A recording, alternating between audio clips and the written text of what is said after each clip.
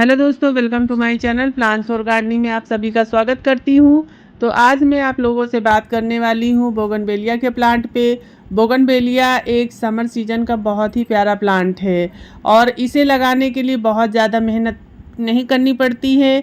आज मैंने सोचा कि आप लोगों को बताया जाए कि बोगनवेलिया का प्लांट आप कैसे लगा सकते हैं। अगर आपका प्लांट ग्रोथ नहीं कर रहा है, फ्लावरिंग नहीं कर रहा है, तो इसमें कौन से ऐसे काम किए जाएं जो ग्रोथ भी अच्छी करे और फ्लावरिंग भी अच्छी करे, और इसको घना कैसे बनाया जाए, इसमें कौन सा फर्टिलाइज़र डाला जाए, कैसे इसकी मिट्टी तैयार करना है, कैसे इसको सनलाइट देना है, कैसे इसको पानी देना है। बहुत बातें आज आप लोगों से मुझे इसके बारे में करनी है और आप लोगों को बताना है कि कैसे काम करने हैं सीजन में। तो चलिए सबसे पहले बात करते हैं। जैसा कि मैंने आप लोगों को बताया दोस्तों कि बोगनवेलिया एक समर सीजन का बहुत ही प्यारा प्लांट है। समर सीजन जैसे शुरू होता है इसकी ग्रोथ शुरू हो जाती है और समर सीजन शुरू होते ही हम लोग इस पे फ्लावरिंग के लिए काम करना शुरू कर देते हैं। सबसे पहला स्टेप ये होता है, अगर आप चाहते हैं कि इसको हम ज़्यादा से ज़्यादा घना बना सकें, ज़्यादा से ज़्यादा फ्लावरिंग के लिए तैयार कर सकें, तो सबसे पहले सीजन शुरू होते ही इसकी प्रूनिंग करना चाहिए। आप थोड़ा सा सॉफ्ट प्रूनिंग इसकी करिए। छोटी छोटी टहनी ऊपर से काटेंगे तो जितनी ज़्यादा इसमें टहनियाँ निकलेंगी, जितनी ज़्यादा ये ग्रोथ करेगा, जितना ज़्यादा ये घना बनेगा, उतनी ही ज़्यादा फ्लावरिंग होगी। नई नई टहनियाँ जब निकलती हैं दोस्तों तो इसमें फ्लावरिंग उस पे होती है। तो आपको सबसे पहला स्टेप यही करना है कि आपको जो है इसकी प्रूनिंग करते रहना चाहिए और प्रूनिंग सीजन शुरू होते ही करना है ताकि ये सीजन आते आते पूरी तरीके से ग्रोथ करने लगे और फ्लावरिंग के लिए पूरी तरीके से तैयार हो सके। अब इसको लगाने के लिए क्या करना है, लगाने के लिए बहुत वेल ड्रेन मिट्टी बनानी पड़ती है। वेल ड्रेन मिट्टी बनाने के लिए आपको क्या करना है, एक भाग आपको गार्डन सॉइल लेना है, एक भाग आपको राइस हस्क लेना है जो धान की भूसी होती है, एक भाग आपको लेना है जो बालू मिट्टी होती है उसका 2 भाग भी आप ले सकते हैं, और एक भाग लेना है खाद का। आपके पास जो भी खाद है, गोबर की खाद है या पत्तियों की खाद है, जो भी खाद है एक भाग आप ले सकते हैं। इन्हीं सब चीज़ों को मिलाकर आपको मिट्टी तैयार करना है। मिट्टी ऐसी बुरबुरी होनी चाहिए कि बंधे नहीं, उसमें पानी पड़े और पानी वेल ड्रेन हो जाए, बिल्कुल ड्रेनिंग सिस्टम से बाहर निकल जाए, पानी स्टोर ना हो। अगर बहुत ज़्यादा पानी स्टोर करने वाली मिट्टी होती है तो रूट्स जो है वो थोड़ा सा प्रॉब्लम में रहती हैं, तो प्लांट हमारा ग्रोथ नहीं करता है। तो वेल ड्रेन मिट्टी आपको बनानी है। अब गमले की बात करें तो गमला आपको जो है कम से कम 12 इंच से 16 इंच का गमला आपको लेना है।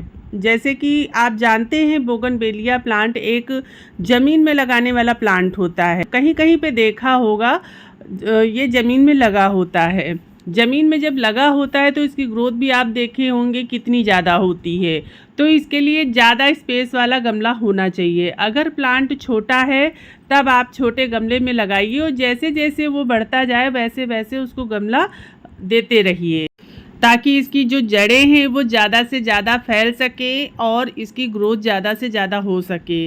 तो आपको कम से कम 12 से 16 इंच का गमला लेना है। अब बात करते हैं सनलाइट की। जैसे कि जानते हैं बोगनवेलिया एक समर सीजन का प्लांट होता है, तो इसको फुल सनलाइट में रखा जाता है जहाँ पूरे दिन की सनलाइट आती हो। लेकिन अगर आपके पास कम सनलाइट वाली जगह है तो कम सनलाइट में 3 से 4 घंटे में भी ये अच्छा चल जाता है और 5 से 6 घंटे में भी ये अच्छा चल जाता है। इसको हो सके तो कम से कम 7 से 8 घंटे की सनलाइट में रखा जाए तो ये बहुत अच्छी तरीके से ग्रोथ करता है। तो वैसे तो ये फुल सनलाइट का प्लांट है और हो सके तो इसको पूरे दिन की सनलाइट जहाँ पे आती है वहाँ पे आप रखिए। तब देखिए इसमें कितनी अच्छी फ्लावरिंग होगी और कितनी अच्छी ग्रोथ होगी। तो अब बात करते हैं पानी की। तो पानी आपको एक टाइम तो देना ही है क्योंकि मई का महीना चल रहा है और इतनी ज़्यादा गर्मी हो रही है, इतनी ज़्यादा सनलाइट होती है कि इसकी जो पत्तियां हैं वो ब्राउन हो जाती हैं, जो फूल हैं वो भी ब्राउन हो जाते हैं। तो पानी एक टाइम देना है। अगर आप सुबह देते हैं तो सूरज निकलने के पहले आप डाल दीजिए। अगर शाम को देते हैं तो सूरज ढलने के बाद पानी दिया करिए प्लांटों में, ताकि रात भर जो रूट्स हैं वो ठंडी रहें। जब रात में रूट्स ठंडी रहेंगी तो वो हेल्दी भी रहेंगी। जब जड़ें इसकी हेल्दी रहेंगी, ग्रोथ करेंगी, फैलेंगी, तो प्लांट हमारा देखने में हेल्दी लगेगा और उसकी ग्रोथ भी अच्छी होगी। तो हो सके तो आप लोग जो है शाम को पानी दिया करिए सूरज ढलने के बाद, ताकि रूट्स जो हैं वो रात भर अच्छी तरीके से ठंडी रहें। अब ये पानी की बात हो गई। अब मैं बात करती हूँ इसको कटिंग से कैसे लगा सकते हैं। बोगनवेलिया कटिंग से बहुत आसानी से तैयार होता है। आप इसकी 5 से 6 इंच की कटिंग काटिए और वेल ड्रेन मिट्टी बनाइए और उसमें लगा दीजिए। आप 15-20 दिन में देखेंगे ये प्लांट हमारा तैयार हो जाता है। लेकिन कटिंग लगाने का भी एक टाइम होता है। समर सीजन का प्लांट है, लेकिन कटिंग इतनी गर्मी में नहीं चलती है, क्योंकि मई का महीना चल रहा है। अगर आप कटिंग पॉलीथीन से बांध के कवर करके लगाते हैं तब शायद चल जाएगी, लेकिन अगर ऐसे ही आप ओपन जगह रख देंगे शेडी एरिया में तो शायद मुश्किल है चलना, क्योंकि जो हवा चलती है उसमें भी हीट होती है। वो भी इतनी गर्म हवाएं होती हैं कि कटिंग नहीं चलेगी। कटिंग लगाने का सही समय जो होता है दोस्तों, वो होता है बरसात का महीना। जब बारिश का महीना शुरू हो तब आप कटिंग लगाइए। 100 में 200% चलती है। या फिर आप उधर नवंबर या दिसंबर में कटिंग लगाइए, बोगनवेलिया की लगाइए या किसी भी प्लांट की लगाइए, तब कटिंग 100 में 100% चलेगी। तो आप कटिंग चाहे बरसात में लगाइए या फिर जो है आप जो है नवंबर दिसंबर में लगाइए, आपकी कटिंग कभी फेल नहीं होगी। लेकिन इस समय अगर आप लगा रहे हैं तो पॉलीथीन से कवर करके लगाइए, तभी कटिंग लगेगी, वरना कटिंग नहीं लगेगी दोस्तों। तो ये कटिंग से बहुत आसानी से प्लांट तैयार हो जाता है। मैंने बहुत सारे प्लांट ऐसे तैयार किए हैं। वैसे तो मैं बारिश में ज़्यादा लगाती हूँ, लेकिन मैं कभी जैसे अभी मुझे वीडियो वगैरह बनाना पड़ता है तो मैं बताती हूँ आप लोगों को, तो वो प्लांट भी हमारे तैयार हो जाते हैं। लेकिन पॉलीथीन से कवर करके ही कटिंग लगाते हैं हम। तो ये कटिंग की बात हो गई। कटिंग से बहुत इजीली तैयार हो जाता है। आप कटिंग लगाइए, कटिंग से प्लांट को तैयार करिए। अगर आपके पास प्लांट नहीं है तो आप कोई भी कटिंग ले आइए 5 से 6 इंच की और लगा दीजिए, वो तैयार हो जाएगी। तो अब बात करते हैं फंगीसाइड की। तो आपके प्लांट में देखिए, बोगनवेलिया के प्लांट में मैंने कभी देखा नहीं है कि फंगल लगा है, कभी नहीं लगा। मेरे प्लांट में तो कभी नहीं देखा मैंने। जब से मैंने गार्डनिंग शुरू किया तब से मैं देख रही हूँ, कभी भी मेरे प्लांट में फंगीसाइड की ज़रूरत नहीं पड़ती है। लेकिन हर 15 दिन पे आप नीम की पत्तियों का लिक्विड फर्टिलाइज़र डाल सकते हैं, अपने पूरे प्लांट को नहला सकते हैं। इसको करने से आपका प्लांट हेल्दी होगा, इसकी जो पत्तियां हैं वो भी चमकदार निकलेंगी, और प्लांट में अगर कोई फंगल होगा भी तो हट जाएगा।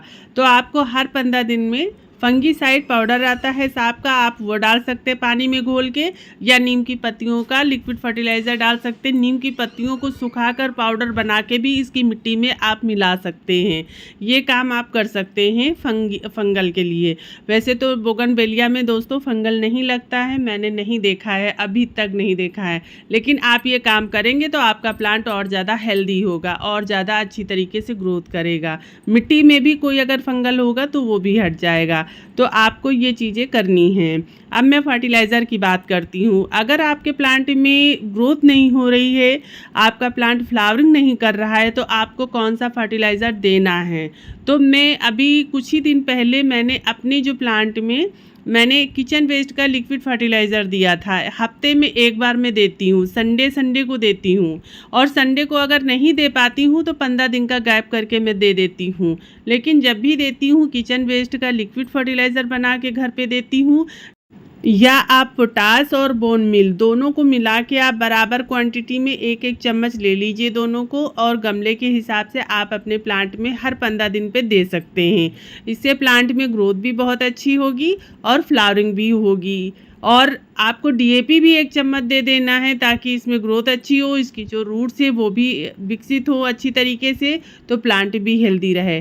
तो फर्टिलाइज़र में आप ये दे सकते हैं। लेकिन मेरा मानना है कि अधिकतर आपको अगर फर्टिलाइज़र हर 15 दिन पे देना ही है तो आप इसमें जो है किचन वेस्ट का लिक्विड फर्टिलाइज़र डाल सकते हैं बना के घर में। वो फ्री का बन जाता है, ऑर्गेनिक होता है, नुकसान भी नहीं करता प्लांट को, प्लांट हेल्दी भी रहते हैं। और वैसे तो आप जो है इसमें वर्मी कंपोस्ट भी डाल सकते हैं, हर 15 दिन पे दे सकते हैं फ्लावरिंग के लिए। और जो है पोटास, डीएपी और बोन मील ये सब मिला के भी दे सकते हैं। तो ये फर्टिलाइज़र आप जो आपको सही लगे आप दे सकते हैं। ये फर्टिलाइज़र मैंने इसलिए बताया कि देखिए किचन वेस्ट का लिक्विड फर्टिलाइज़र आप घर में फ्री का बना सकते हैं, और अगर बाज़ार से लाना है तो आप वर्मी कंपोस्ट ले आइए, पोटास ले आइए, डीएपी ले आइए और बोन मील ले आइए। ये 4 चीज़ें ला के आप मिला के बराबर आप दे सकते हैं हर 15-20 दिन पे। तो ये फर्टिलाइज़र की बात हो गई। इसको देने से आपका प्लांट हेल्दी भी रहेगा और फ्लावरिंग करेगा, ज़्यादा से ज़्यादा फ्लावरिंग करेगा। तो ये कुछ बातें थी बोगनवेलिया प्लांट पे। आप लोग अगर इन बातों का ध्यान रखेंगे और ऐसी ही केयर करेंगे तो आपके प्लांट में 100% ग्रोथ अच्छी होगी और फ्लावरिंग अच्छी होगी। तो आज का वीडियो आप लोगों को कैसा लगा? अगर अच्छा लगा हो थोड़ा सा भी तो आप लोग लाइक कमेंट शेयर ज़रूर करेंगे और मेरे चैनल को सब्सक्राइब ज़रूर करेंगे, ताकि मैं इसी तरह की जानकारी लाती रहूं, आप तक पहुंचाती रहूं। तो चलती हूं, मिलती हूं अगले वीडियो में। तब तक के लिए दोस्तों आप लोग अपना बहुत सारा ध्यान रखिए, बहुत सारा ख्याल रखिए। तो ओके फ्रेंड, बाय।